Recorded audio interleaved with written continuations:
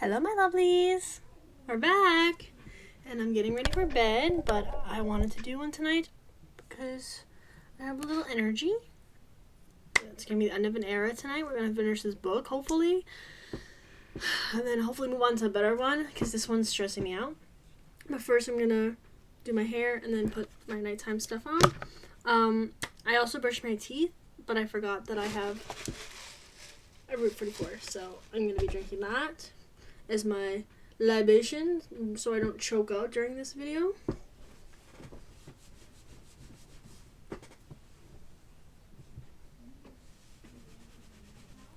I just got back from the gym. I'm pretty sure I pulled something doing some of the leg machines today. So we're going in and we're scrunching in Garnier Fructis Sleek and Shine leave-in conditioner.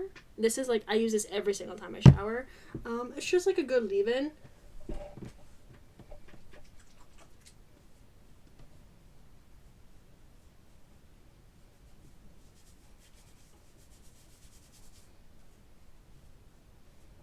And I just put a quarter size amount.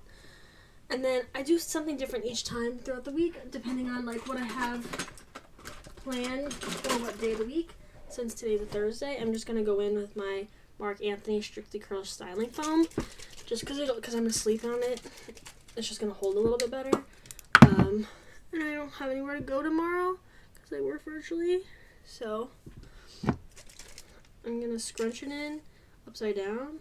And then up, depending on how I've been parting my hair in the middle lately, so you'll see.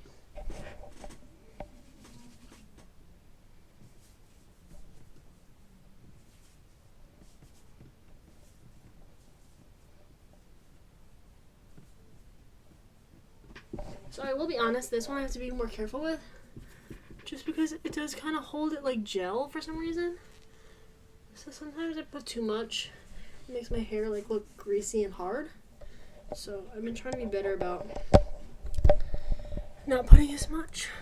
But it's kind of hard because with my hair it's thin and the curls sometimes hold well and sometimes they don't hold well. So I never know how much to put.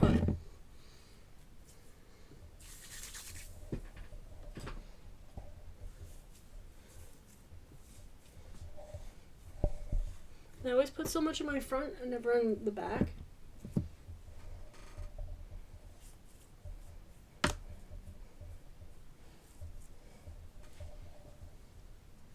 Okay.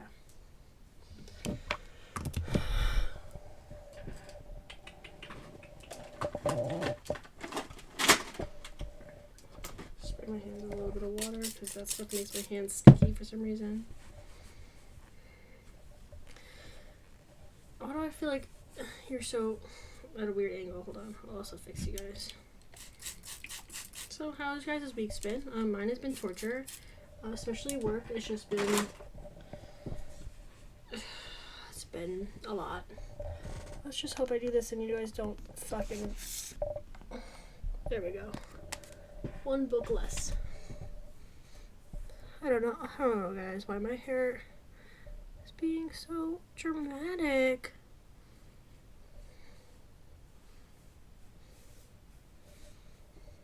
Okay. Well, it is what it is. That's why I literally just never do anything with my hair.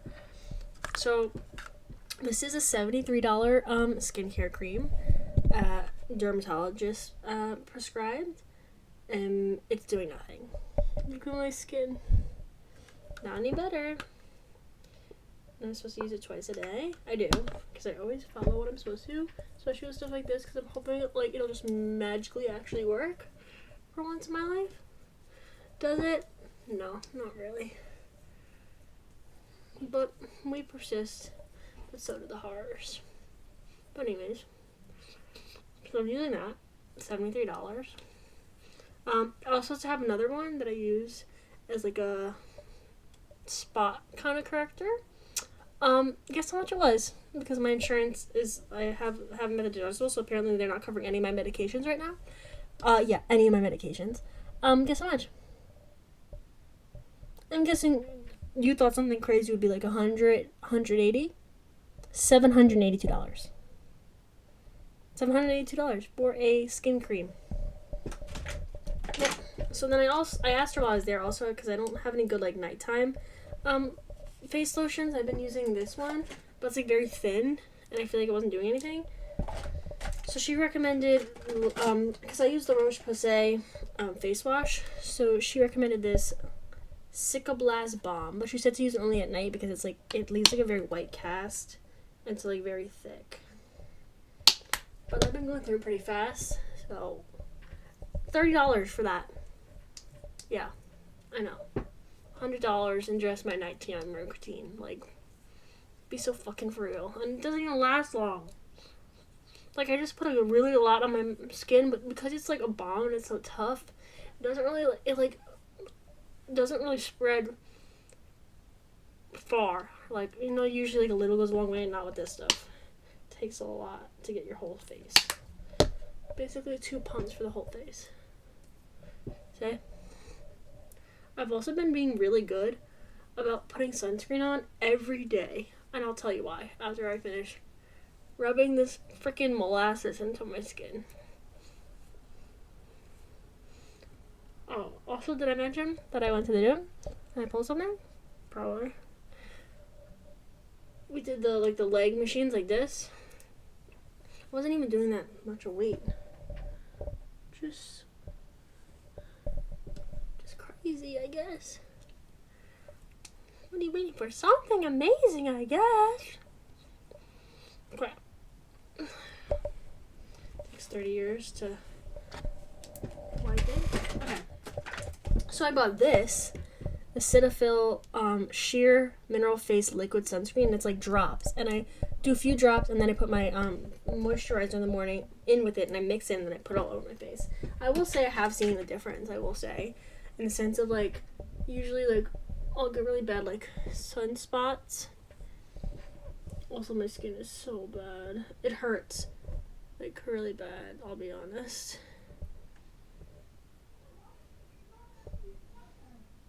Anyways. I have, like, toothpaste in my mouth. Yep. Anyways. What else was I going to tell you? Can't think of it right now, but I'll think about it. I'll remember. I'm not going to put my Spot Correct Acne that I usually put on right now because it looks even crazier. And even though I had No Limits bar with you guys, I don't want you seeming crazy all the time. I look so pale right now because it literally has like a white balm to it. Oh, I should take some calcium. I've been doing pretty good about taking my calcium also. And I will say I've been feeling a little bit better. Sometimes I don't feel sick 27, but I don't feel hungry. So I'm replacing one problem with another.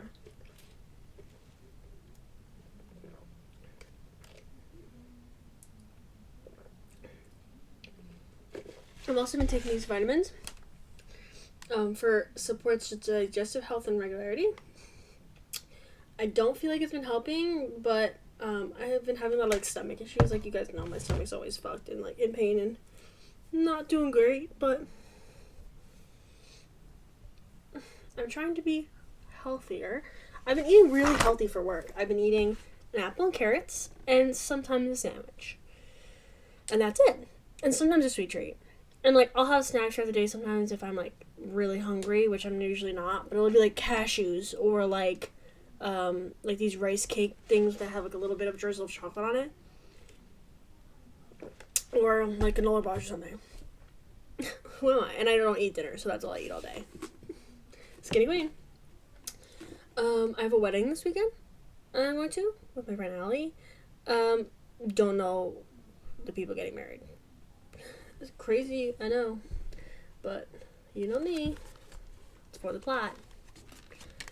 Okay, if I remember correctly, this chapter is supposed to be really long. But I didn't want this video to be that long for you guys tonight because I know in the past my videos have been a little bit long. So I want you guys to just be able to crack through. It's like a quarter of a book, it looks like, but it's not. Oh, wait. Oh, never mind. Okay. So we're at chapter 21. Let's see what happened in the last chapter before this. You've already got me, sweetheart. Okay. Okay, change your plans. Come clean. In real life, face to face. Oh yes, I forgot she hasn't fucking told him still yet. Hallie could not let him find that letter. That approach was too impersonal after he'd eaten lunch with one arm around her waist, that thumb occasionally digging into her hip like a promise. Not after she'd caught him looking at her so often between appetizers and dessert, as if he were seeing her over and over again for the first time.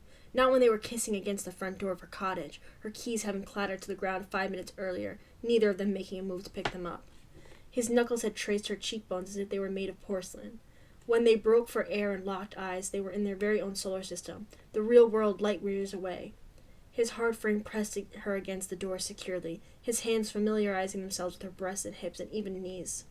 He seemed particularly interested in those. Damn, he's a knee boy, huh? Squeezing and circling his thumb around the cap.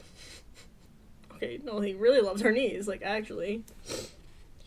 Dragging one of them high around his hip and keeping it there while he worked her up and down against the wooden barrier. His lower body rolling, surging, bringing her up onto her toes over and over again with hoarse gasps. God, she had goosebumps everywhere. An escalating warmth between her legs. She was a body of sensations and nerve endings and needs. And the more Julian kissed her, feeding her his tongue with licks she felt down to her toes, the sexier she became in her own skin.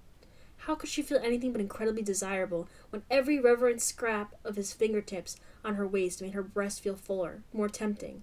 He was so aroused, he seemed to be in pain, and now his hands were climbing the backs of her thighs to palm her butt, his huge body crowding her into the doorway with a guttural sound. Oh, Lord. Do you want to come in for coffee? She half laughed, half moaned. Hallie, I need to take you to bed, he growled momentarily, breaking their frantic kiss. This is not a joke. His teeth raked down her neck, his mouth racing back into her hair, messing it up, messing every part of her up, inside and out, but especially her conscience. How could she bring this man inside and make love to him, knowing full well she had a secret that might make him second-guess the decision to be with her in the first place? Tell him now. Julian? The problem is, I can't stop thinking about you having an orgasm. That confession was spoken directly on top of her mouth, her lips moving with his, as if they were forming the words together. It was a problem before last night, but now, Hallie? Now?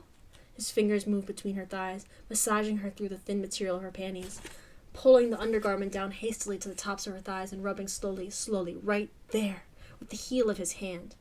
Now, I can't go a full minute without feeling the way that this thing fucking gripped me at the end. His middle finger pressed deep, her mouth falling open on a silent moan. God, oh God. I'm gonna put you on my lap tonight. Your bra's gonna be off, gone, burned for all I care, and you're gonna ride cock.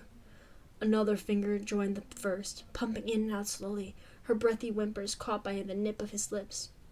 I want to know how you feel from every single angle by tomorrow morning. Maybe she should reveal herself as a secret admirer in the morning, then? Girl. Breaths rasping together, he shoved her panties down another inch, fingers pushing deep, their bodies rattling the door in an attempt to get closer. Wow, they really need to get inside. You think? You're gonna give the neighbors a show. Her house was surrounded by trees, and her nearest neighbor wasn't close enough to witness her getting mauled on her porch. Okay, thank you for answering that. But it wasn't unusual for Lavinia to drop by for a visit. Also, the mailman happening upon them was a very real possibility.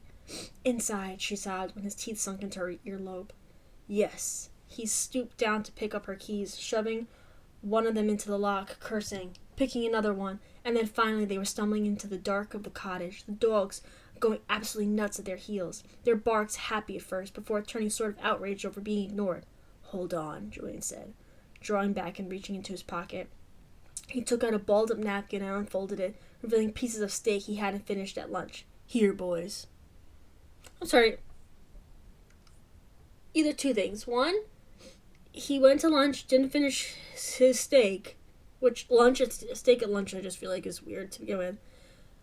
And he put it in a napkin, balled it up, and just shoved it in his pocket. Possibly that's just the way he brings leftovers home. Or he anticipated, like, After lunch, stopping by and mauling her and fucking her, and he brought the steak in his pocket to appease the dogs?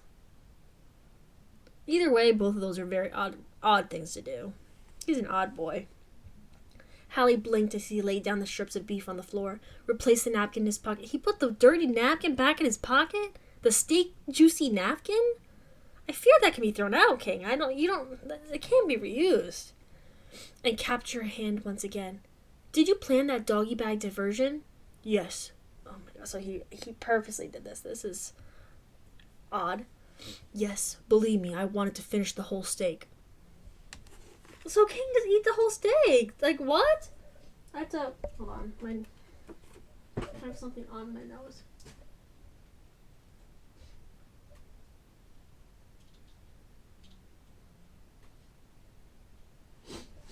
Okay. Well, I called it. Just very odd. Never would have expected that. His gaze raked over her face, but I wanted distraction more. Diabolical, she whispered. We should get out of here before they finish. We have about 4 seconds. Jesus. Julian started to drag her towards the bedroom, but she tugged him towards her backyard instead. Maybe since she couldn't give him total honesty, not tonight, not when everything was so utterly perfect, she could give him this intimacy. Her personal garden. Her most private, intimate place. Even more so than the bedroom. On the way outside, she flipped the light switch and held her breath. Watching his face transform with awe when he stepped out through the screen door made Hallie's pulse go haywire. This is where I spend most of my time, she said, trying to see the space through. I waited too long to take my calcium. My nose is feeling tingly and itchy, which is a sign that my calcium is low. Sorry. She said, trying to see the space through his eyes, wondering if it looked as magical to Julian as it always felt to her, or if he viewed the towering greenery, jewel-toned lights, and wildflowers as an unplanned hodgepodge. He circled the yard with narrow eyes, as though taking the time to make a sound judgment. Hallie had a premonition that she would remember this moment for a long time, maybe forever. Julian Voss, touring her backyard with a serious expression, professorial hands clasped behind his back, surrounded by rioting blooms and hanging vines while removing his coat, the sunset loving his bristly jaw and playing over the hill and shadow patterns of his muscles. What do you do here with your time? Now she understood. When she informed him this was where she spent most of her time, that wire in his brain had lit up, the one that dissected minutes and hours and years, turned them into something scientific. I have my meals out here. I read and garden and talk on the phone and play with the dogs. She saw the way he'd been exposed at lunch, his behind-the-scenes care of her revealed, and her lips started to tingle. I think of you. His steps slowed. Is that so? She gave him a brief hum. Jaw ticking, he went back to surveying the backyard, but he was moving in her direction now, with such brisk purpose. She couldn't breathe. Touch me. If I'd known you were in this perfect hidden garden thinking of me, Hallie, he said, frowning in her mouth, I'm afraid I would have ripped your door off the hinges to get to you. I wouldn't have minded. Admissions, truths. She would give him as much as she could to make up for the one thing she was too scared to tell him. Yet, they were finding middle ground. He'd taken a few steps into her chaos, and she started seriously planning out the library job, booking more appointments, committing, doing her best to arrive on time, and it felt good. She couldn't screw this up by revealing how absolutely harebrained she'd been. What if the revelation was his tipping point and he walked away? They looked at each other for so long. The sky darkened and grew green with the onset of evening, turning from pink to burnt orange, the bourbon of his eyes rich and smoky. She was tempted to give him more truth, but could only bring herself to act on the impulse with her body. She could open herself up and be vulnerable in this way, and God, she wanted to, needed to. Didn't want to hold back a single thing from this man. You're holding a lot back from this man. Like, hello, the whole letters. That's how she found herself stepping forward, kissing the underside of his chin, her fingers working to unbuckle his belt. Immediately he started to breathe hard, his nostrils flaring, but he never stopped looking at her in the eye. Not until she eased the zipper down past his thickened shaft and reached into his pants, stroking the full length of him through the opening. Then his lids locked down like shutters, shutting, squeezing tight. Hallie, he choked. What are you? Oh, Christ. Oh, shit. She wasn't sure what led her to kneel, to guide him to her mouth and take him inside so eagerly. Maybe because she fantasized about this countless times, although in her fantasies they were usually in one of his lecture halls at Stanford, a fact which she'd taken to the grave. Or maybe she just wanted to do good with a mouth that was holding on to a lie. She closed her eyes and worshipped the smooth steel of him, her hand growing more and more confident in its newfound skill as it pumped top to bottom, increasing the hard swell of him with every fisted stroke. Can't, he heaved, fingers tangling in her curls. Can't be your first time sucking. Wow, what a romantic. Moaning around him, she nodded, and his breath caught, followed by the taste of warm salt in her mouth. Fuck. I shouldn't have asked. I shouldn't have. I'm gonna finish. Stop. You have to stop. Oh, right. Like that was gonna happen. Did he have any idea what it was like to watch the straight-laced professor of her dreams lose the grip on his self-control? To know she was the cause? At some point he must have plowed a hand through his usually perfect hair, because it stood on end in places. His jaw was clamped down, throat flexed, and the flesh in her mouth was painfully erect. She remembered him like this last night, at the end, how he'd been at his stiffest right before the fall, and she cherished this knowledge about him now. His telltale signs, his weakness, her. I'm his weakness. There was so much strength and power in that knowledge that her confidence ticked up another notch, and she popped him out of her mouth. While maintaining her hold on his erection, she found his balls with her lips and blew a gentle raspberry onto one of them. Before drawing it into her mouth on a groan. No, no, no. Hallie, get up. No more of that. Goddamn, sweetheart. His fingers twisted in her hair involuntarily, a violent shudder passing through his powerful body. Wait. Don't stop stroking. He heaved thickly. Hard, while you're sucking them. Shit. Using his hold on her curls, Julian hauled her face away, and as she gulped down oxygen, she savored the sight in front of her. The shine she left behind on his aroused flesh, the hair she'd never seen on his upper thighs, and low on his muscular belly. All of him. All of him was so startlingly raw and beautiful. But then he was dropping to his knees and slamming their mouths together, angling her head to the right and invading her mouth with an animal sound. What? First of all, attitude. Check it. I'm returning something.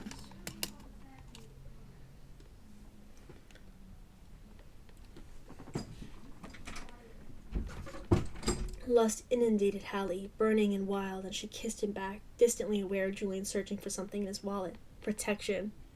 Putting it on in a hurry while they raked every corner of each other's mouth with long strokes, hips pressing, grinding. He must have finished applying the condom. Thank God, because he gripped her jaw and tilted her face up to meet his scrutiny. How long have you been wanting to fuck me with this pretty mouth? A long time, she admitted, haltingly, barely recognizing her own voice. She could see he wanted to question that too revealing piece of truth further, and maybe he would later, but right now, the urgency was so great. The fire on high. As long as we're working fantasies out of our system, how about you turn around and bury those knees in the dirt?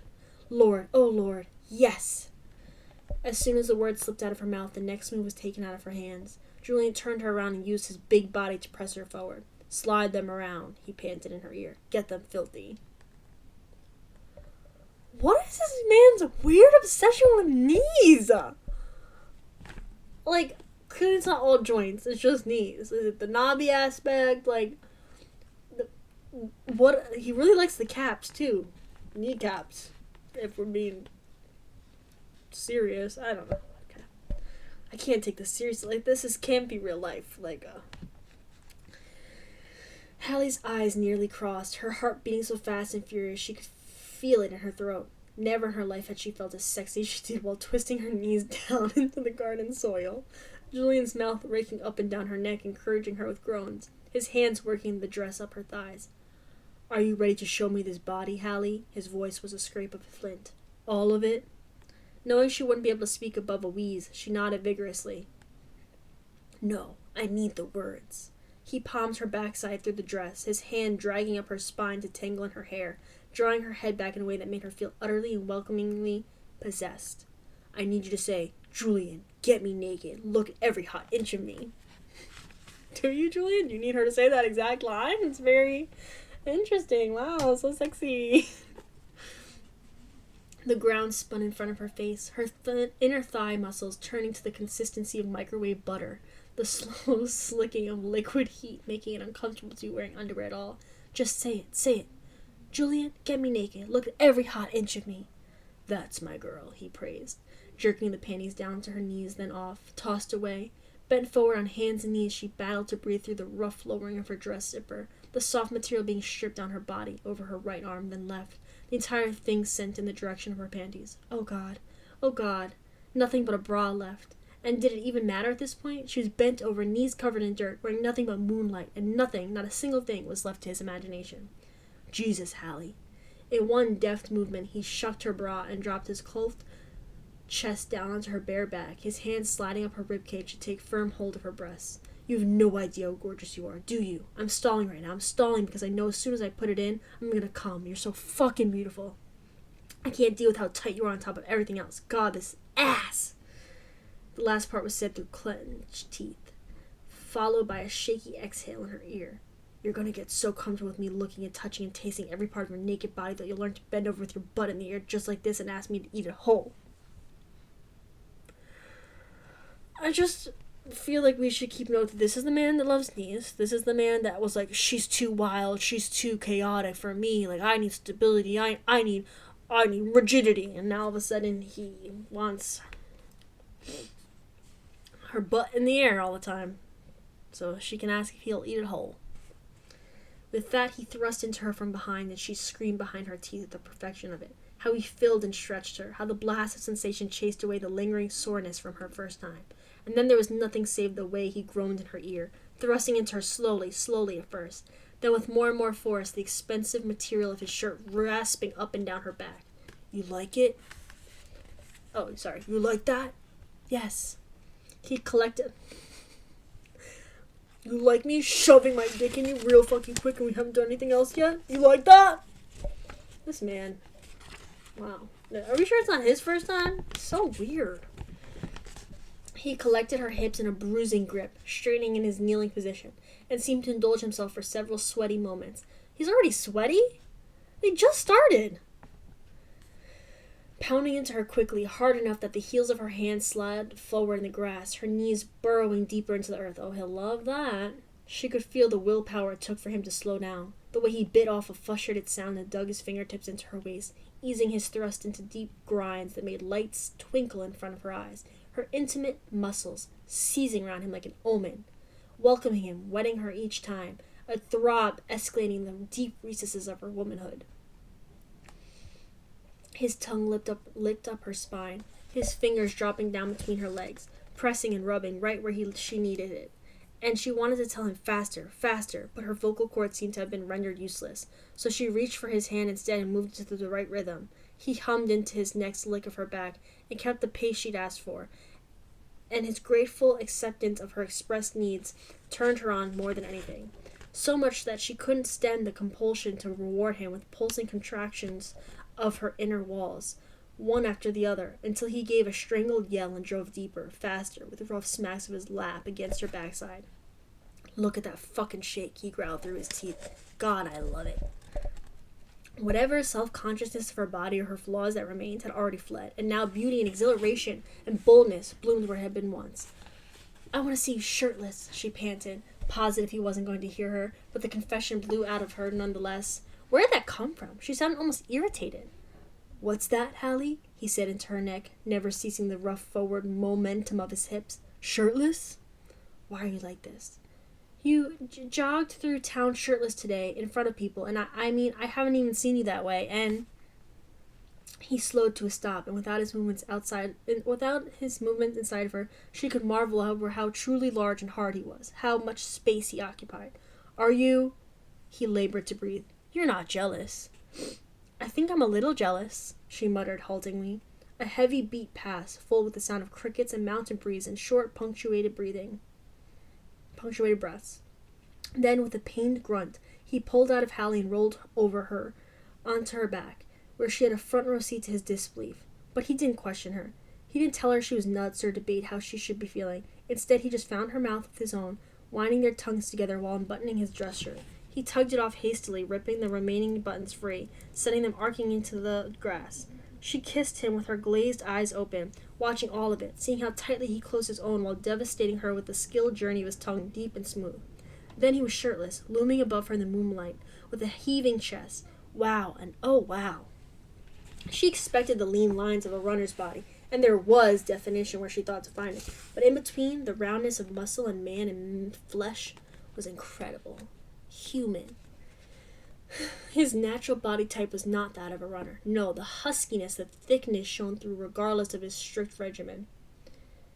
It was there in the fullness of his stomach and the meaty breadth of his shoulders. If he stopped running, he probably wouldn't fit into his suits before long, and why that should turn her on so much, she had no idea. Christ, Hallie, the way you're looking at me. He shook his head slowly, laughter strained. Just come and get already, you gorgeous woman. Okay. As she rose to her knees and went, careful. If he sees your knees, he's really gonna go buck wild. And went forward, straddling his lap. She couldn't remember a single time she'd been anything but this, desired and cherished and locked in swelling heat with this man. With her butt cheeks clenched in his hands, he guided her down onto his shaft, his eyes turning glassy as she went, jaw falling open on a moan. She felt her power and flexed it, holding on to his bare shoulders and rolling her hips. On the very first one, his head fell back, teeth digging into his bottom lip, his left hand fumbling to become an anchor in the dirt. His right thumb finding the butt at the juncture of her thighs. Yes? Hey. Cool. Moving that fast. What's up?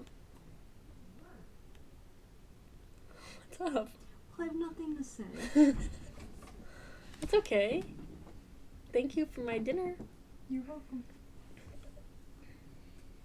Oh my god, are they seriously gonna argue over which one is she? They're both on opposite Have you ever days? seen the journals where the friends like switch back and forth? Yeah. Not him being So I'm making one blindsided for because Ari for their he birthday. literally That's took cute. my And in the birthday beginning of it, shirt I wrote a little letter because to they get them. back- That's cute. They're getting back together. You should do that not with even Gianna. talking about the other Oh, I'm brother. going to.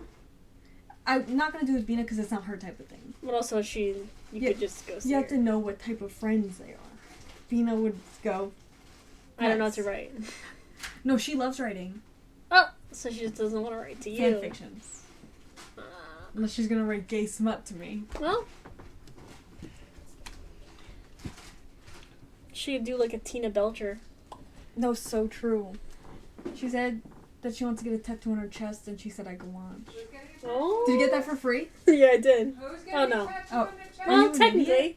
Who's getting technically. a tattoo on their chest? Bina, she said she wants one. God, so annoying. Moving that fast, firm rhythm she'd shown him. And yes, she'd be rewarding him for paying attention. Oh shit. Oh Jesus, don't stop, he gritted out, strumming her, lifting his hip to meet the increasingly frantic bucks of hers. Their mouths collided in fast, wet kisses, and in between he scrutinized her movements. Her body, with a gaze that could have melted steel. Hallie, I've got 30 seconds of watching your tits bounce while you grind that tight thing down to my cock, alright? Please, sweetheart, come on my fucking lap. Christ, come on. He didn't have to encourage her, it was already happening, but the way he looked at her, the way he spoke to her, that desperate rasp, propelled her closer to the edge. More, she said, through numb lips. And without her elaborating, his thumb pressed tight to her clit and rubbed deeply, deeply enough that she wailed his name, that damn finally bursting inside of her. Hallie wrapped herself around him as the tumult washed over her, nerve endings snapping like blue fire, the terrible, wonderful pulling and releasing of her core, so intense it was almost too much to stand. But the rush, God, the rush on the tail end of it was blistering and beautiful and left her awestruck, left her clinging to Julian's bucking body before he went very still beneath her. Then he barked a curse and started to shudder over and over again. Both of his hands were on her backside now, yanking her up and back in disjointed pulls and pushes, with a sharp, involuntary slap of his palm that she liked very much, thank you. And then they both tumbled sideways into the grass, struggling for air, the sunset having faded to serene blue above them. Drowsy eyes met through the tall blades of green, and they smiled, tangling their fingers together between them, gravitating closer, closer until their naked bodies were pressed tightly against each other. It would have been perfect if it weren't for the one black spot of deception that grew inkier and denser between them as her skin cooled. But Hallie was the only one who could see it, and now that she'd allowed even more time to elapse with the secret between them, she started to get scared.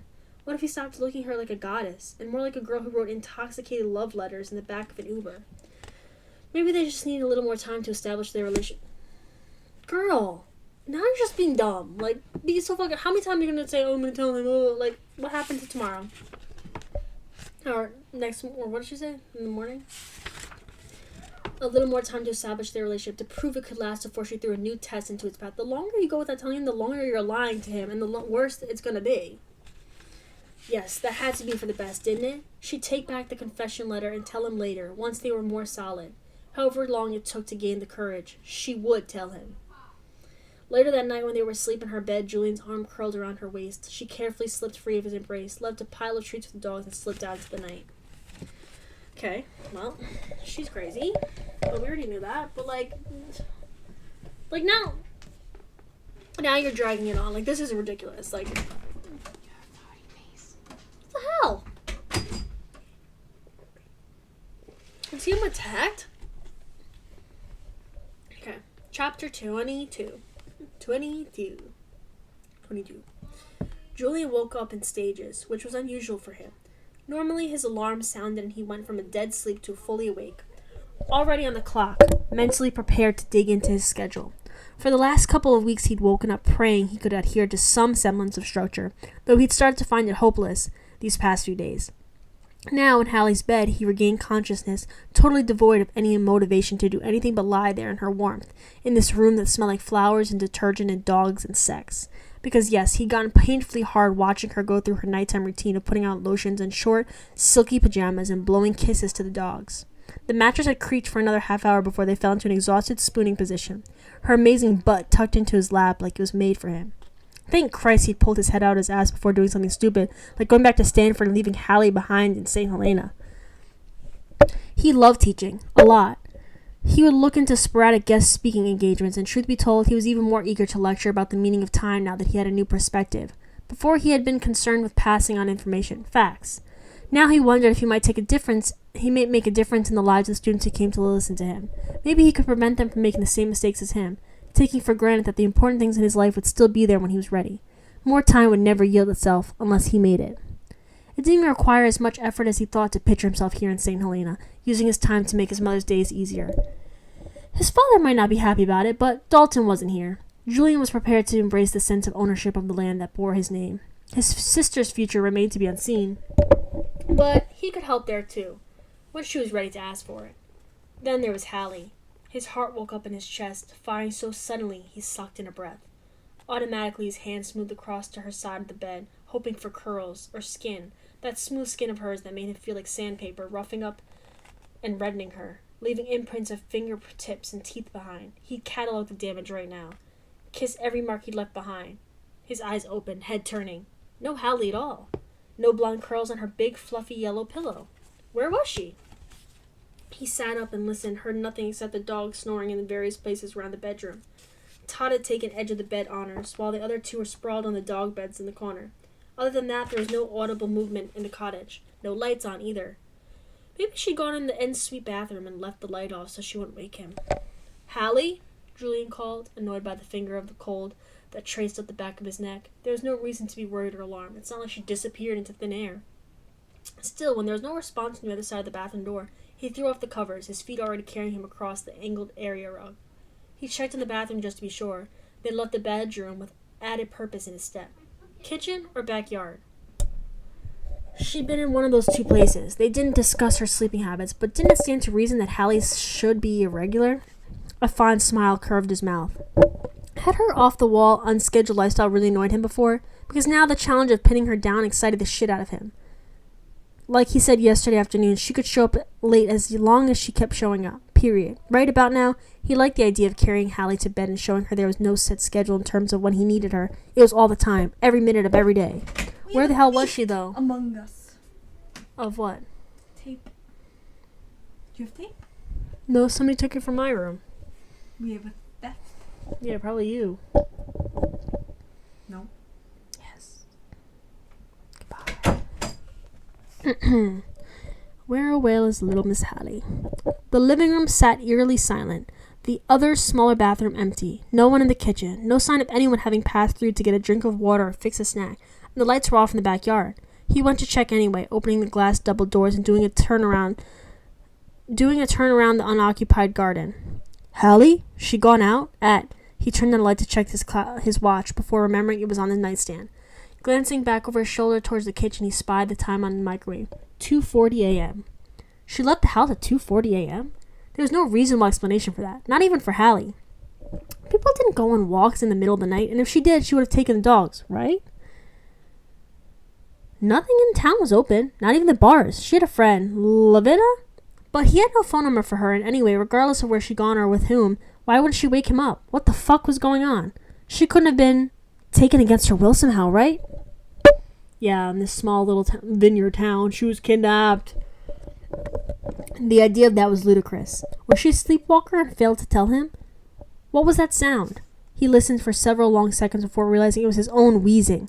Fuck. Okay, take a breath. Oh, now this man is spiraling into a panic attack. What the heck, Hallie? All because you couldn't just fucking tell him the truth. But he couldn't. And in some weird parallel universe, he could hear sirens and smell the clawing scent of smoke. There was no fire. No one was in danger. But he couldn't convince himself of that, because Hallie could be somewhere out on the road in her pajamas or trapped somewhere. Was she trapped? Now the dogs had gotten up to follow him around the house, their tails wagging, heads butting up against his knees. When did his pulse start ricocheting around the inside of his skull? He could hear the pumping of blood in his veins like there was this microphone inside of his chest. The kitchen, which he couldn't even remember entering, was small suddenly, and he couldn't remember the way back to the bedroom. "Hallie," he called, a lot more sharply this time, and the dog started to bark. God damn it, he didn't feel good. The closing of his throat and blurring of the immediate area, the stiffness in his fingers, he remembered it too well. Too well. He spent 4 years trying to avoid this happening again. This helplessness running into him like a cruise liner splintering a rowboat. And before that, before the fire, he'd worked his whole life around not ending up here. So he wouldn't. "It's fine," he told the dogs, but his voice sounded unnatural, his gait stiff as he moved through the dark living room to the front door, throwing it open, only vaguely aware that he wore nothing but briefs. The blast of cold night air on Julian's skin alerted him to the fact that he was sweating. A lot. It poured down his chest and the sides of his face. Panic attack. Knowledge what that is. He could hear Dr. Patel's voice drifting forward from the past. From those sessions 100 years ago when they'd worked on emergency coping strategies. Name the objects around you. Couch, picture frame, dogs, howling dogs. Then what? He couldn't remember what the hell was supposed to come next, because Hallie was missing. This wasn't a dream, it was too vivid. Noja didn't come and sleep like this, nor did his jaw lock up, his hands useless and fumbling as he tried to get outside to find her. "Hallie," he shouted, walking stiff-legged down the path towards the street, searching right and left for her figure in the darkness. No truck. It wasn't parked in the driveway. Why didn't he think to look for that? Why hadn't he tried calling her? His brain wasn't functioning the way it was supposed to, and that scared the shit out of him. Damn it, he huffed, rubbing the concrete pouring down his throat. Damn it. He needed to get back into the house to try calling her. Focus. The sound of tires on gravel stopped Julian short just before he walked into the cottage. He spun around quickly, too quickly, to find Hallie running across the lawn, white as a ghost. Relief almost knocked him out cold, his hand gripping the door for him to keep him on his feet. She's okay. But she wasn't. Not really. Her mouth was moving, but no sound was coming out. He didn't like that. Didn't like seeing her upset, and he needed to find out where the hell she'd been. If she'd gone out in the middle of the night, something had to be very wrong. "Is there fire?" he slurred. "What?" "No," she mumbled back, hands on her cheeks. "Oh, God." "You're shaking," he forced out, jaw refusing to loosen. I'm okay. Despite her assurances, she started to sob, and the sound dug into his gut like a shovel. "Let's get you to the house. Everything is okay, I promise." You've always been a fucking head case. The final blow landed in the form of humiliation. His legs weren't working correctly, and he sounded like an idiot, and he was scaring her. Scaring Hallie. That fact scored his insides like a razor blade. On top of the unsteady feeling in his limb and dulled cognizance, he was already anticipating the numbness that would follow. He wouldn't be able to comfort her then. Wouldn't be able to do anything. He wouldn't let Hallie see him like that, the way his father had witnessed him in the back bedroom of the main house, when Julian couldn't mentally surface enough to help, to act, to be a useful member of the family in this most trying of times. Stay away from the vineyard. In her effort to get Julian back on his feet, the corner of something white peeked out of the pocket of Hallie's windbreaker. He stared at it through the blur, through the blazing hot mortification, not sure why it was triggering something in his memory. Something about the color and shape was familiar. If he wasn't so disoriented, he might have asked to see the object in her pocket, but in this state where nothing seemed normal or typical, he reached for it without asking and drew it out, and stared it down at a letter from his secret admirer? What was Hallie doing with it? Where? He shook his head hard, trying to clear the debris. Is this where you went? To get this letter? Why? Now Hallie's breathing matched his own, scattered and wheezing and not making sense, as if they were both sitting down the steps of her porch, though he couldn't remember when they'd taken a seat. I'm sorry, she hiccuped. I'm so sorry.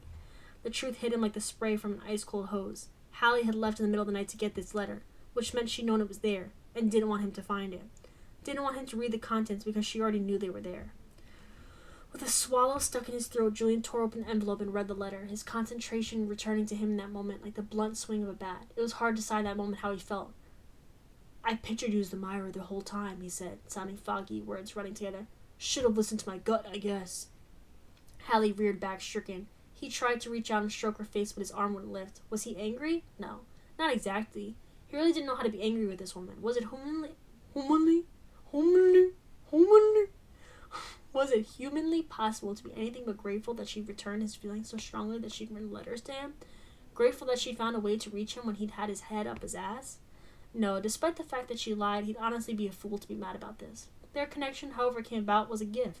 But now the residual fear he'd woken up with, the fear that she was hurt or in danger, threatened to choke him. Julian lurched to his feet and entered the house, dead set on getting out of there immediately. It happened again, right in front of her. He'd just shown the woman he loved his greatest weakness, one that he'd done everything in his power to hide, to deal with, to overcome.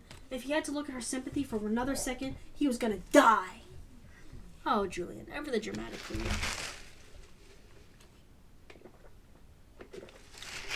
She thinks you're mad at him.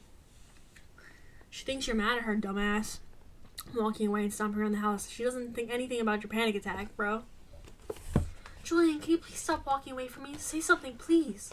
She was panicking, crying, shredding the letter in her hands, and there was nothing he could do about it. Comfort her? He wasn't capable. Not in this state, and not when he already knew what was coming next. At least she was safe. Thank God she was safe. I'm sorry. I thought you would find it earlier today, the letter. I wanted you to know everything, but then... Please, everything was just so perfect that I couldn't mess it up. No, he'd been the one to do that. The sweat was still clinging to his skin like an accusation. His stomach burning. He couldn't even look her in the eye. It only added to the humiliation that he couldn't get his voice to word. On legs he couldn't even feel. He went back to the bedroom and dressed, shoving his watch, his phone, his keys into his pocket. No, Julian, no. Where are you going? All he could do was walk past her out the house, away from what had just happened. Just like he'd done 4 years ago. But this time, he could feel this in the marrow of his bones. The price was much higher.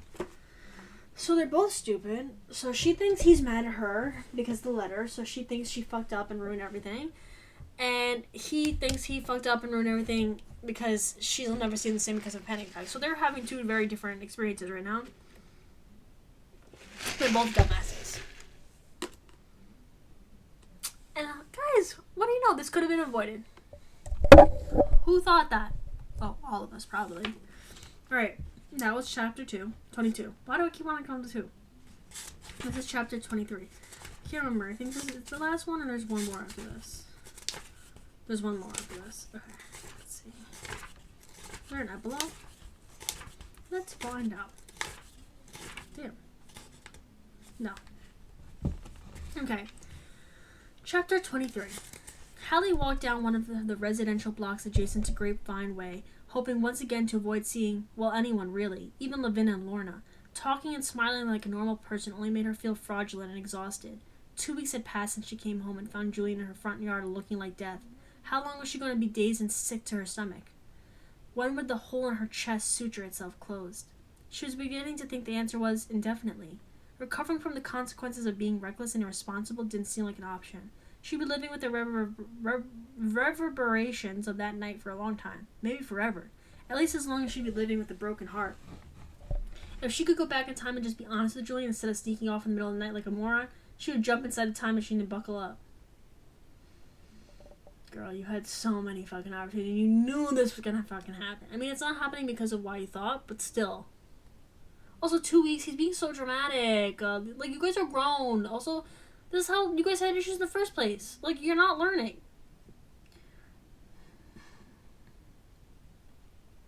Because he might have wanted nothing to do with her after she revealed the truth about the letters, but at least she could have spared him the fear and anxiety that embodied him. Sealed him up in a vacuum pack where she couldn't reach him for the long, agonizing minutes. The fact that she'd been responsible for that, like he feared she'd be all along, it was unbearable. The tendons in Hallie's chest and throat knit together and pulled.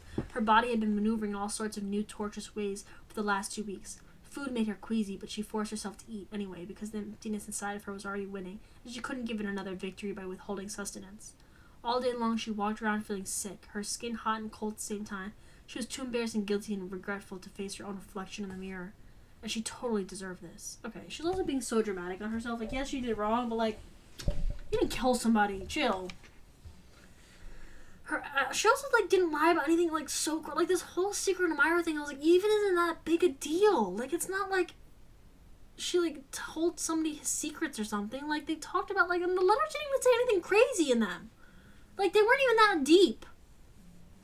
I don't know, just me. I just think that's me. Her actions had caught up with her in an irreversible way. Julian had been right to drive away and never look back. She'd called him 3 times since that night to apologize again, but he never answered the phone. Okay, now he's also being just a dick. Not once. 3 days later, she'd gone to the guest house and knocked on the door. No response. She planted the flowers she brought in the back of her truck and gone. There was a chance he'd gone into that same numb state he told her about, the one he landed in after the fire, the low that followed his panic attack. But God, didn't that explanation make everything worse? After a week passed with no return call, she'd woken up with a grim acceptance. Julian wouldn't be calling, or showing up at her college. He dealt with her messy, disorganized lifestyle, her doggy circus, a citizen's arrest, and chocolate-fueled toddlers in a wine tin. But this lie and its consequence were insurmountable. She'd lost him. She truly lost the man she loved. Not just loved, but admired and cared about and needed. She needed him. Not for self-worth or success, just because when they were together the air felt clear. Her heart beat differently. Someone saw her. She saw them in return. And they both said, yes. Despite the flaws in this plan, let's execute it. Because she was worth it to him. Right up until she wasn't. Hallie reached the end of the block and hesitated before turning down Grapevine Way. She had no choice but to buy milk. After a cup of black coffee this morning and cereal mixed with water, she forced herself into real clothing and out the door. Please don't let me run into anyone. Lavinia had hounded her for a few days, then allowed her to suffer in peace, leaving the occasional box of donuts and wine on her doorstep. Hallie was grateful to her friend for not including a note that said, "I told you so," which would have been well within her rights. She'd cancel her jobs for a few days before resuming them, but she couldn't bring herself to go to the library. She'd driven by once, intending to cultivate the soil and prepare it for planting, but she couldn't get out of the truck. Who am I to take on a job this size? Did she really think she could landscape a town landmark? The woman who had been stupidly impressed by her color-coding system of pink, light pink, and lightest pink, because now she just wanted to laugh. I'm such a fraud. Look at the destruction I caused. With a permanent knot in her throat, Hallie put her head down and barreled into a small convenience store, hurtling herself towards the refrigerated aisle. She was being ridiculous, of course. The world wasn't going to end if she ran into someone she knew. She'd gone through months of grieving for her grandmother, so she knew it was possible to act normal under bad circumstances. The reason she didn't want to see or interact with anyone this time had more to do with self-loathing. I can't believe you did that. I can't believe you hurt him that way. Hallie opened the glass door and took out a half-gallon of milk, closing it again with schnick. With a schnick. Okay.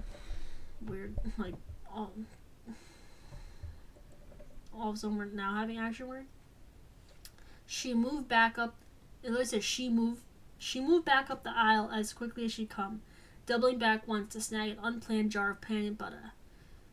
But she stopped on a dime about 10 feet from the self-checkout register. Really? Really? She should have driven to the next town over to buy milk and impromptu peanut butter. Why did this town have to be so small? That's literally like the whole point of this town, bud. You also know that. Not one, but two people that she knew were inside this shop. At 8 o'clock in the morning on a Thursday, no less. What were the chances? Natalie was leaning her hip against a shelf from the other side of the store, frowning down at the ingredients on the back of a cracker box. Despite liking Julian's sister so much, the woman was literally one of the very last people Hallie wanted to see. Not after what she'd done to Julian, dredging up traumatic memories from a fire. And then there was Owen. He was inside the store too, hunkered down in front of the candy display, selecting a pack of gum. I'd forgotten about him. He called her a few days ago asking where she'd been, and she texted back claiming to have a cold. She couldn't avoid it forever, but was a few years of being antisocial and drowning her sorrows in golden grams so much to ask? "Hallie!" Owen said brightly, straightening so quickly he almost knocked over the cardboard candy display. He steadied it with a sheepish eye roll before coming in her direction, stopping a few feet away and raking his palms up and down the sides of his jeans. Grass-stained ones he obviously used for gardening. Over his shoulder, Natalie turned her head and surveyed the two of them sharply, her expression unreadable. Drop the milk and run. That's what Hallie wanted to do, but she didn't deserve to avoid this awkward interaction. She'd made her bed and now she had to lie in it. "Wow, must have been a hell of a cold," Owen chuckled before catching himself. "Damn it, I didn't mean that how it sounded. You always look beautiful. I can just tell you've been sick, you know? Been through a few sleepless nights. No offense." Behind Owen, Natalie was listening intently. God save me. "No offense taken," she forced a smile and sidled towards the register. "I'm sorry, I have to get home and walk the dogs." "Hey, I was thinking," Owen moved with her. "Why don't you take another few days to recover, then come with me to the home and garden show in Sacramento this weekend? I figure we can get an early start on Saturday and make a day out of it." Oh, Owen. You're never reading the room. Natalie crossed her arms and got more comfortable in her leaning against the shelves, as if to say, "Oh, I'm staying for the whole last show now." Hallie gulped, and she couldn't help but search Julian's sister's face for some signs as to how Julian was doing. Was he totally recovered from his flashback? Was he writing again? Angry? Had he maybe even gone back to Stanford? The last possibility had heat burning the backs of her eyes. Oh God, she wasn't ready to be in town. She should have stayed home. Cereal with water was fine, more than she deserved. Owen, I don't think I can make it." He drew back, his smile tightening in a way that she hadn't seen before. "I've given you a lot of space, Hallie. Either put me out of my misery, or try." The tips of his ears were turning red as a tomato. "I'm just asking you to try and see if we could be something. If we could work." I know that. Dude, leave this man alone. You don't want him. Like, be honest. Be like, "I'm not interested." I like you just as a friend. Like, girl, grow up.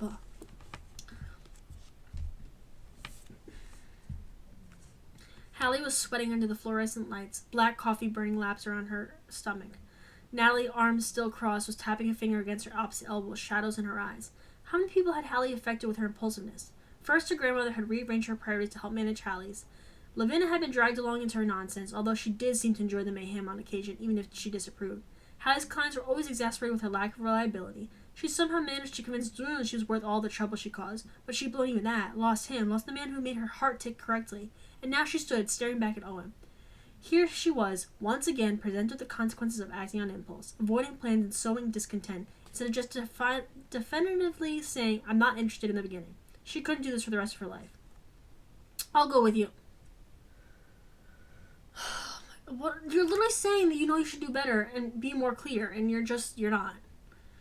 I'll go with you, she said, her lips barely moving, but just as friends, Owen. That doesn't make it any better, girl. We're only ever going to be friends. If that's acceptable to you, I'll go. Otherwise, I understand if you'd rather go alone or with someone else. Her fellow gardener and longtime friend looked down at his feet. Sort of had a feeling that would be your eventual answer. Briefly, she laid a hand on his arm. I'm sorry if that's not the one you want, but it's not going to change. Well, he blew out a disappointed breath. Thanks for being honest. I'll give you a call about Saturday. Sound good? Sounds great, she called to Owen on his way out the door. Damn, he took that very well. Now she only had to face Natalie. This was not worth half a gallon of milk, Hallie mused out loud. Natalie smirked, pushing up the hill shelves to saunter in Hallie's direction. A full 10 seconds passed without Julian's sister saying anything. She squinted at Hallie instead, circling around the back of her, a cop interviewing a perpetrator. Finally she said, What the hell was that? Hallie started with, What the hell was? What? That awkward redhead asking you out? Doesn't he know you're seeing my brother? Huh? Alright, that was the last thing she expected the other woman to say. Are you still living in the guest house with Julian? Yes. And he didn't tell you that we broke up? Saying those words out loud made Hallie's eyes fill with tears, so she tilted her head back and blinked up at the ceiling. I know he said some kind of bullshit about you both needing space, and then he locked himself in his office to finish his book. He hasn't come out for 2 weeks. Unless he emerges when I'm passed out, which is more and more often these days. You need to handle that. I know, I have a plan. I just need a little more courage before I enact it. A shadow danced across Natalie's features, then she was back to being steely-eyed. Look, I don't know what happens between you two, but feelings don't just poof, go away. Not the kind you have for each other. Now, my ex-fiancé and I, yeah, in hindsight, the success of that relationship was riding on money and image. I could see that now. You and Julian, though? She gave Hallie a pleading look. Don't be each other's one who got away. You can fix it. I wrote him a secret admirer letters and received him about it. That was you? Natalie sputtered, gasped. Why the hell did you do that, you crazy idiot? She's so funny. Hallie groaned. It all sounds ridiculous now. Well, yeah. It started off with me wanting to get this crush off my chest. But then talking to him made me feel so much better about where I am, who I am. Our discussions made my thoughts clearer, so I wrote my feelings to him in letters, hoping to know myself and him better in the process. I didn't think it all the way through, and that's the problem. I never do. And he was right to leave and stop taking my calls. He should forget all about me. Natalie scrutinized her for a breath, then patted her awkwardly on the shoulder. All right, let's not get dramatic. This is nothing if not dramatic. Julian's sister started to look sympathetic, probably because of the tears that insisted on escaping her eyes. But Hallie didn't want that sympathy. Not until she suffered for at least another decade. I should go. Wait, Natalie stepped into her path, visibly uncomfortable with Hallie's overwrought emotions. Listen, I get this. My brother barely talked to me for 4 years after rescuing me from a fire, and had the nerve to scare our stoic asses. We never learned how to express ourselves in a healthy way, so we lean on avoidance. She gestures to herself. See? Hello? I'm 3,000 miles from the broken pieces of my life right now. Nice to meet you. Despite her misery, Hallie gave a watery laugh. I see where you're coming from, but he's better off without me. We're better off apart. Hallie got the distinct impression that Natalie wanted to stomp a foot. No, you're not. Me and that arrogant Navy SEAL, August or whatever, are better off apart. She paused, looking far away for a moment before shaking herself. You and Julian are suffering right now, and one of you needs to stop being stubborn and fix it. Yes, I realize this is a pot meet kettle situation, but I'm not the one who wrote fake love letters, so I'm claiming the moral high ground for the purposes of this situation. If you go on a date with that dorky redhead, even as friends, I'm going to slash your tires. You really would, wouldn't you? I carry a switchblade in my purse. Hallie shook her head. Damn it, I really like you. She watched in confused awe as her blush took over Natalie's cheeks. Oh, well... She scratched at the dark wing of her eyebrow. Who doesn't, right? They looked at each other in silence. It was bad, Natalie. What happened with us? A memory of him sweating in the doorway of her bedroom popped up. She had to breathe through it. I can't even bring myself to tell you how badly I messed up. You'd slash my tires and break my windows. Maybe, Natalie sighed, searching for the right words. Julian gets lost in his head sometimes, Hallie. Just give him a little while to find his way out. She nodded as if agreeing to that, even though she wasn't. If anything, the conversation with Natalie made her even more determined to move on and not allow herself to look back and hope. She wreaked more than enough havoc on the universe already. Talk about the worst trope in a very long book about nothing. The miscommunication trope. The literal last fucking 2 chapters of the book. And this is the last chapter, so they're obviously going to make up in a few pages, and this was for nothing. Guys, I'm so excited for this to be done. I usually like this writer, but this book has been tough to get through. So thank you guys for sticking through with me. Chapter 24. Final chapter. Julian typed "the end" in his manuscript, and his hands fell away from the keyboard. The outline of those 2 words thinned until they were swallowed up in white, disappearing completely. All that was left in the absence of typing was the electronic hum of his computer, the low ringing in his ears that had been there for however long it had been since it happened again. He jolted at the reminder of why he locked himself in this room in the first place, desperate to have his distraction back. All he had now was silence. Oh my god, this man is so dramatic. What happened to this, get yourself in the dirt with your knees, and I'm gonna fuck you from behind and lift your butt up and ask me to eat it? Where'd all that go? Where'd all that go, King? My hair is drying weird. Why? A bunch of words on the screen. Clammy sweat on his skin. Still. Or again. He didn't know. Where was the almighty satisfaction that came from finishing a novel? It would sweep in any second now, surely. The triumph, the relief, the sense of satisfaction.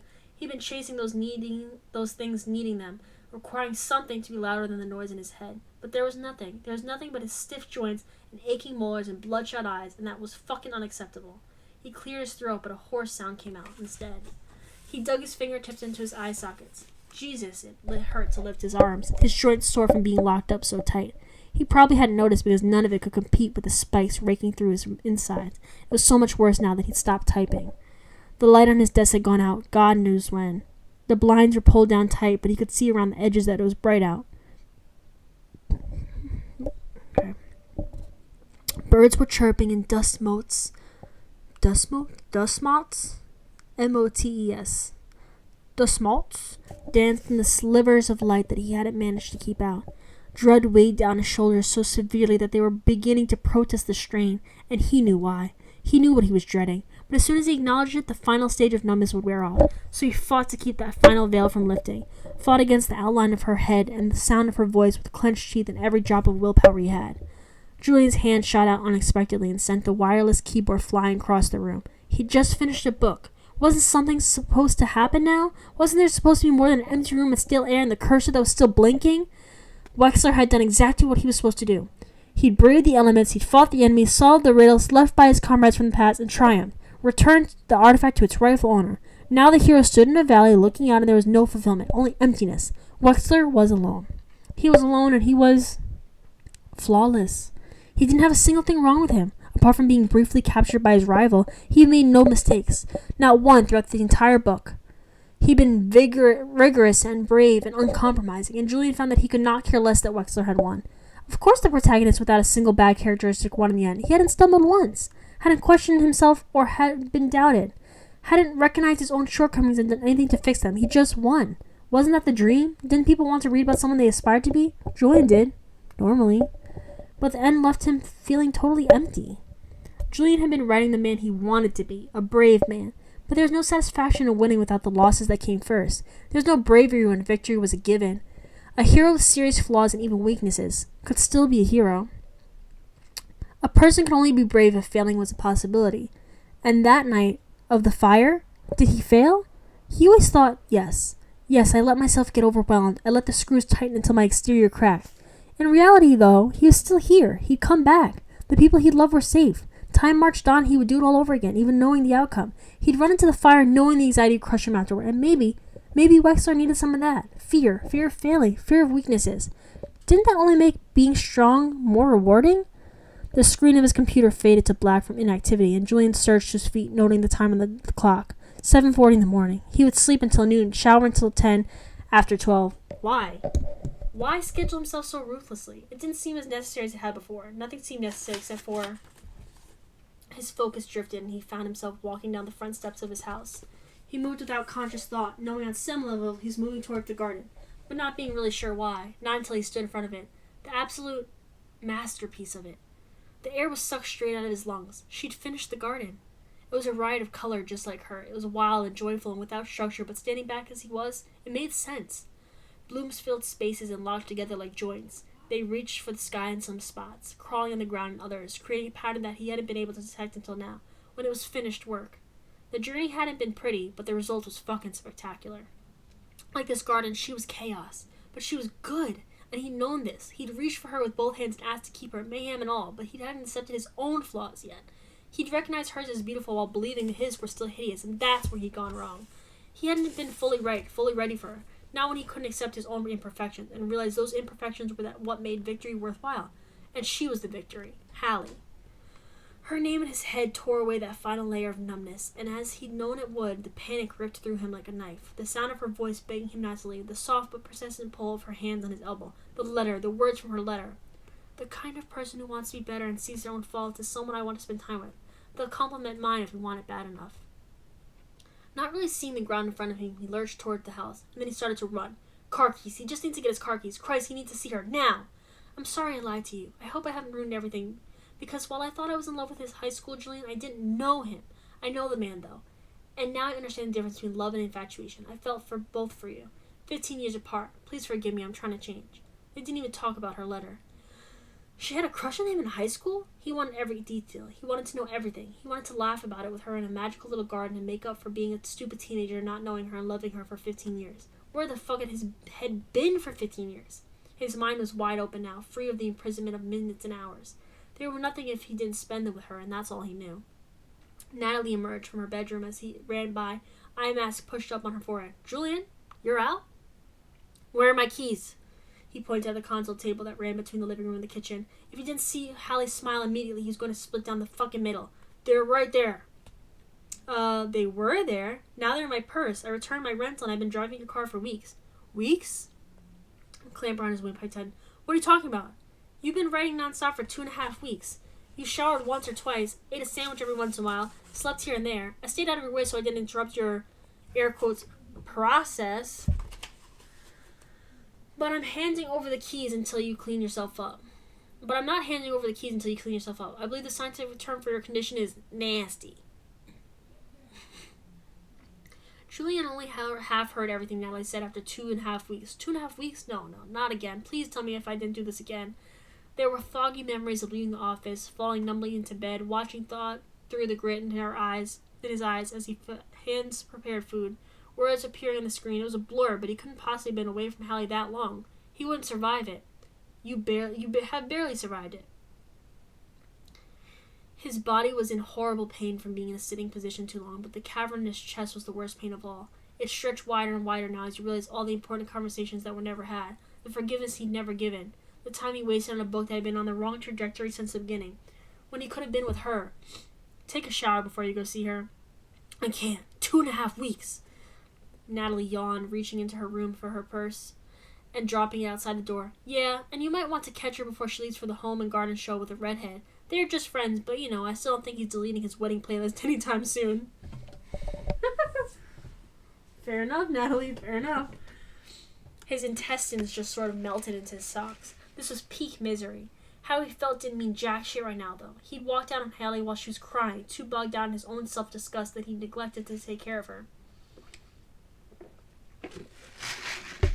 To reassure her that he wasn't upset over the secret she'd been keeping. He was grateful for it. Those letters were the first step in the journey to where he was now, to seeing the world differently, seeing himself differently. How is she? He rifled through his sister's purse for the car keys. Fuck the shower. I didn't mean to leave her so long. She must hate me. Hate you? No. Natalie's tone of voice turned Julian around. Julian, I don't know what happened between you two, but she's taking the blame. If she hates anyone, she hates herself. No. pounding started in the dead center of his forehead, his stomach pitching, nausea picking up speed like a rogue wave. Driving to her house and apologizing wasn't enough. No, she needed more, a lot more. The most unique, loving woman on the planet had been writing him love letters, and he needed to show her what they meant to him, what she meant to him. Everything. Would she want him when he had the ability to go silent for weeks? The last time this happened, I couldn't be there when my family needed me. Now I've done the same thing to her. She's been hurting for weeks, and I've been lost in my own head, brought down by this fucking weakness. I was just... He searched for the right explanation. I woke up alone and she was gone. I thought she was hurt, or worse, and then I couldn't calm myself down. Julian. He found Natalie looking at him with a thoughtful frown. This has only happened to you twice, she said slowly. Once when I was in danger, and again when you thought something might have happened to Hallie.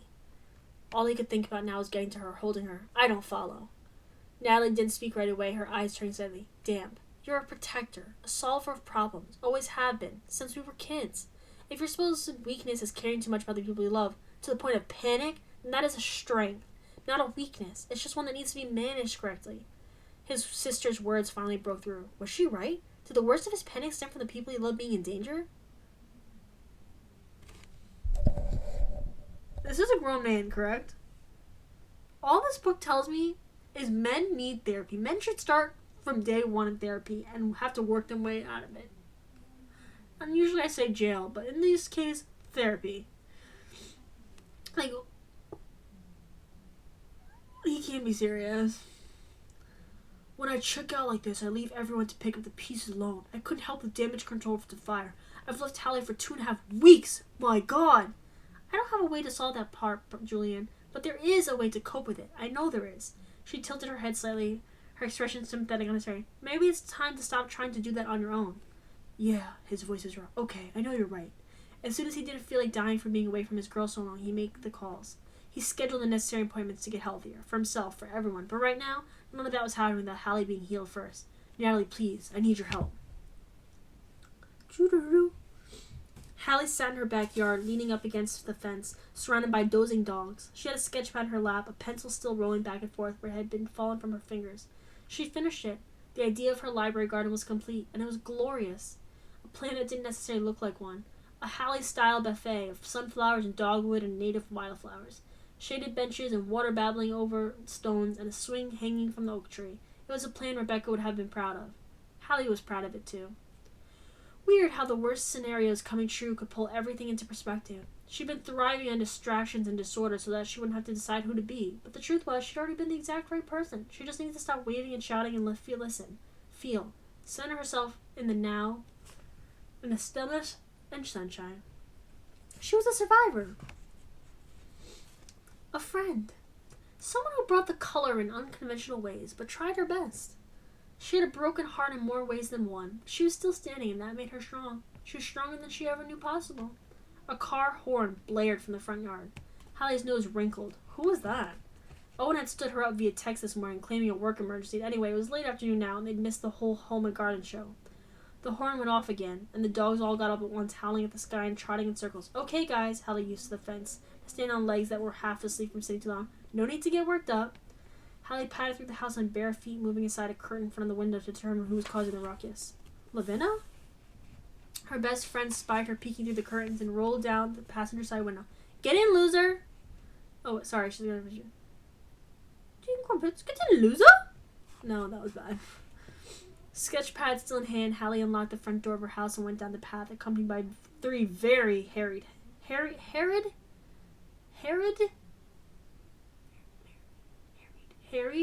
Or whatever. Canines. What is happening here? Get in the car. But why? Why? But what? Why? Is something wrong? No? Well, yes. But hopefully not much longer. Lavinia snapped her fingers and pointed to the passenger. Get in this bloody Prius, Hallie Welch. I'm a terrible secret keeper, and I've got 5 minutes before it just bursts out of me. Hallie herded the dogs back towards the house, sputtering. At least let me put on some shoes and lock the door. You're pushing it. Lavinia shouted, honking the horn. Less than a minute later, Hallie was diving into the car in her flip-flops, still holding her sketchpad. She forgot her phone and was pretty sure she locked herself out of the house, but at least the honking had ceased. What is going on? She scrutinized Lavinia, but the donut maker remained stubbornly tight-lipped. Literally. She was pressing her lips together so tightly they were turning white, and that's when Hallie noticed the necklaces. Lavinia usually wore a simple chain with a small onyx pendant. Today there were so many layers of jewelry around Lavina's neck. Hallie couldn't even figure out how many necklaces she was wearing. Silvers and golds and chunky wooden costume pieces. Why are you? Lavina cut her off with a middle finger, shaking her head. All right, she was a hostage, going 60 miles an hour in a Prius, possibly being mocked for her taste in jewelry, and there was nothing she could do about it, apparently. Hallie leaned back in the seat, fingers wrapped around her sketchbook, staring out through the windshield and trying to determine where Lavina was taking her. It only took about 3 minutes for the destination to become obvious. Hallie lurched forward, very nearly reaching for the steering wheel to prevent Lavina from turning down the well-manicured road that led to Voss Vineyard. Oh God, no, Lavina! For a beat, she seriously contemplated, throwing open the passenger door and casting herself out of the moving. I know you think you're helping, but he doesn't want to see me. Almost there, Lavina gasped. Almost there. Don't look at me. I can do this. You're scaring me. The brakes screeched and Lavina shut off the car, making a shooing motion at Hallie. Get out. Go. I'm right behind you. I'm not getting out. Hallie's protest died on her lips when 3 people climbed out of the Jeep beside them, laden with necklaces, like dozens upon dozens of mismatched ones. Hallie looked down at her own collection, displayed in the V of her white t-shirt, and felt a tug in her ribcage. For the last few days she tried to whittle down her selection to one necklace, but she could never manage it. She liked them all. They represented different parts of her personality and experiences. The pearls were an ode to her romantic side. The gold cross reminded her that she'd been a good granddaughter, the best one she could manage. The pink choker with the bright, pretty flowers once represented the part of her that she liked to avoid unwanted conversations, but now it was a reminder to stop using flowers as distraction and have the tough talk, especially with herself. Although she missed talking to Julian most of all. The necklaces blurred together thanks to the moisture in her eyes, and when she looked up and out of the windshield again, it took a moment for the figure in front of the priest to come into focus. Natalie, covered in necklaces. Seriously, what is going on?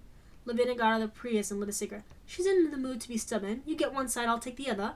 Natalie nodded and put on her sunglasses. Let's do this. Hallie watched in horror as both women converged on the passenger side, clearly intending to drag her out of the car. She was so stunned and confused that she didn't manage to lock the door in time, and truly she didn't stand a chance. Each woman reached for an arm and pulled Hallie from the vehicle despite her protest, the sketchbook dangling from her right hand uselessly. Please! Hallie dagged in her. I don't know what this is, but... But what? She wanted to avoid confronting her mistakes in person? She wanted to hide in her house for another 2.5 weeks eating cereal? No, if she learned anything from her time with Julian, it was that growing meant getting through the hard stuff and coming out stronger on the other side.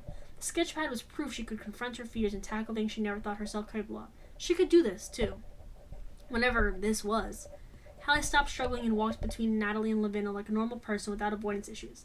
Obviously, her friends had staged some kind of Hallie-themed cheer-up session, and they were welcome to try. Julia probably wouldn't even be here. That assumption popped like a tire rolling over glass when she heard his voice ahead. He was shouting? Anywhere you want, boomed his deep voice, just as they rounded the corner of the Welcome Center. There was Julian, in jeans and a t-shirt, messier than she'd ever seen him, standing in the back of a flatbed truck that appeared to be transporting an entire nursery worth of flowers and shrubs and various wooden trellises. A large crowd of people had congregated around the truck, and Hallie immediately recognized several faces. Lorna was there, Owen, several of her clients, August the seal-turned-vintner, Jerome... Who the hell is Jerome? The waitstaff from Othello, Miss Cross, who owned the coffee shop across the street from Court, Miss Voss, 2 giant groups of tourists holding half-empty disposable wine glasses. Julian was handing down random pallets of flowers and potted shrubbery to the assembled mass, his hands almost black with soil. He wore dozens of necklaces around his neck. Find a place for them, anywhere in the vineyard, and plant them. Anywhere? Jerome asked skeptically. Yes. Hallie watched in disbelief as Julian wiped his filthy hand through his hair, leaving it standing on end. No rules. Anywhere feels right. What was this? Hallie was still piecing it all together, but her legs were rapidly turning into cake batter. Was this a dream, or had Julian organized a planting party at his family vineyard in her honor? What else could the necklaces symbolize? Why else would he be instructing people to use the signature Hallie Welch method of having no method at all? Julian's head turned sharply to the right, meeting Hallie's gaze. They could hear the thump of her heart on Jupiter. Looking into his eyes again, even from this distance, was so powerful that she could almost turn and run for her car. But then Julian was jumping down from the back of the truck and shredding towards her. Not debonair and determined as he'd been the night of August's wine tasting. No, this was the haunted version of Julian that was hanging on by a thread. Hallie, he rasped, stopping a few feet away. Natalie and Lavin let her go suddenly, which was not a good thing, because apparently they'd been propping her up in the face of this reunion. Hallie's knees buckled, and Julian shot forward, catching her in his arms before she could hit the dirt. Okay, I've got you, he said gruffly, eyes racing over her face. It's okay. My legs want to give out too from seeing you again. Okay. Also, you guys act like it's been years. It's been 2 weeks. 2 weeks, Grants. The drama. The drama. Also, this book probably took place in 2 weeks, so... Okay. She allowed him to steady her, but she couldn't find the breath to say a word. People were fanning out into the vineyard with bright, beautiful flowers in their hands, preparing to plant them at random, at Julian's behest. And that meant something. It meant such a wonderful something that she couldn't articulate out loud just yet. But maybe, had he found in his heart to forgive her? Hallie. Julian's big hands closed around her arms, fingers flexing. Head bowed forward, he released an unsteady breath. I'm sorry. So sorry. Surprise jerked her chin up at a notch. What? Had she heard him correctly? You're sorry? I know that's not enough after disappearing for 17 days, but it's just a start. You have no reason to be sorry, she blurted. Still reeling in her disbelief that he was taking responsibility for anything that went wrong.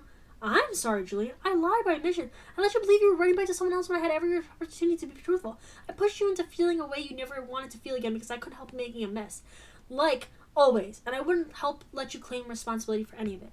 She tried to pull away from Julian, but he gathered her close, instead bringing their foreheads together. Hallie, listen to me. You don't make messes. You follow your heart, and your heart is so beautiful, I can't believe it was mine. He seemed to brace himself. Put me on my erasure and tell me it's still mine, please. I swear this couple's insufferable. Okay. She forgot how to speak. All she could do was stare. Was she dreaming this? It's all right. I can wait, he said, swallowing audibly. I have so much I want to tell you. I finished my book, and it's terrible. Hallie was already shaking her head. I'm sure that's not true. No, it's 100% true, but I need to finish the first horrible draft in order to know how to fix it. No one gets anything worthwhile right on the first try. That's why we evolve. That's why we change. I never would have learned that without you, without those letters. He paused, visibly searching for the right words. Bumpier journeys lead to better destinations. You, me, we're the best destination of all. Hallie's eyes started to burn, heart in a slingshot. How can you feel that way about me after I made you panic like that? Hallie. His filthy fingers sank into her hair, his eyes imploring her to understand. I panicked like that because I love you. He didn't even pause long enough to let those incredible words sink in. For so long I thought I needed strict control to keep the anxiety at bay. And maybe in a way I do need structure. I'm going to find out. But the true panic only happens when someone I love is threatened. I realize that now. When I woke up and couldn't find you, all I could think was the worst. Hallie, he cradled her face on the door hand. If something happened to you, it would end me. But that fear is only an indication that my heart belongs to you, all right? It's right here. Please just take it. Her breath left her in a great rush, but not all of it. She held on to just enough to whisper the words that had been etched on her soul in different handwriting and for different reasons over the course of 15 years. I love you too, she whispered. One bumpy ride, reporting for duty if you're sure. If I'm sure. Foreheads pressed together, they breathed hard against each other's mouths for long moments. All time is not created equal. I know that now. Time with you is the most substantial of all. I'll probably never be able to stop counting the minutes that we're apart, but the ones we're together, I'm leaving room for anything. Whatever happens. Gopher holes, rainstorms, robberies, drunken love letters. Drunken? The first one? She confirmed with a nod and he laughed. It did have a noticeably different tone. His hands dropped from her hair, capturing her wrists and bringing them up to encircle his neck. Bodies meeting and molding together, they moved left to right in a slow dance to the sound of their heartbeats. Promise you'll keep writing me letters. Was she floating? I'll write them for as long as you want. He looked her in the eye. That's going to be pretty damn long, Hallie Welch. His mouth slanted over hers and coaxed into her a dizzying kiss. I'm going to write you back, too. One for every day I missed out on for 15 years. That's a lot of letters, she managed. His grin spread across her mouth. We've got time. Later that night, after all the flowers had been planted, the laughter fading into the starlight, fragrant Napa night, Hallie and Julian stood in front of the closed library, side by side. She handed him her sketchbook and he looked it over with serious professor eyes. I don't know where to start, she admitted. And he seemed to know exactly what she meant, because he nodded once and returned to his car in that brisk, determined way of his. He opened the back door, the top half of his body disappearing into the vehicle. The muscle of his back flexed and her fingers stretched in response, missing the texture of his skin. But all thoughts of debauchery fled when she spotted the object Julian was hauling out of the car. It had been covered in a blanket before, and she assumed it was more supplies he purchased at the bursary, but no, it was her grandmother's table. The one that had sat outside of court since the 50s. It was right there, thrown over Julian's shoulders. He carried it across the street. The world seemed to tilt beneath Hallie, on all sides, her throat squeezing so tight as a wonder she was still breathing. She said his name, but no words came out. All she could do was run her fingers over the intricate swirls, the chipped white paint. Julian was already back at the car, taking the wrought iron chairs from the trunk. He carried one in each hand and set them down beside the table, looking at her, chest rising and falling. Lorna needs to triple the amount of outdoor seating out. We went ahead and ordered new tables, chairs. None of them matched this one, though. Nothing could ever match it. He leaned over and rested his lips on the crown of her head. Maybe it's time to give it a new home. I knew my plans were missing something. Through her tears, she smiled down at the familiar dips and plums of the wrought iron pattern.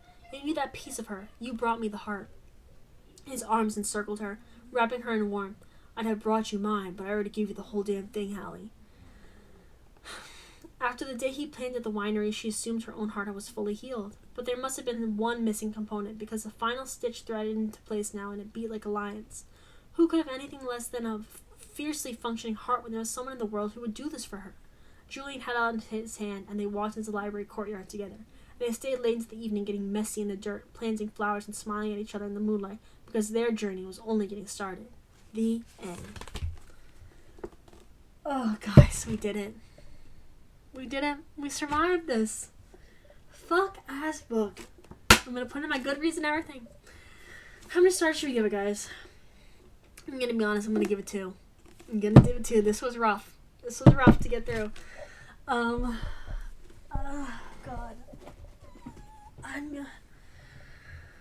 We got through it. And that's all that matters. And I think the next one I'm going to read is going to be the spy one. But we're going to take a little break. That ending was that supposed to be romantic? Was I supposed to be swoon? She never got to get her filthy knees and butt in the air and asked to be ate. Because we took 30 years to get to that one point, and then we rushed everything because of another miscommunication. Waste my time, 2025. Alright, guys, I'm so sorry. That went a lot longer, but the end. So, till next time. I miss ya. I love ya. Bye, my lovelies.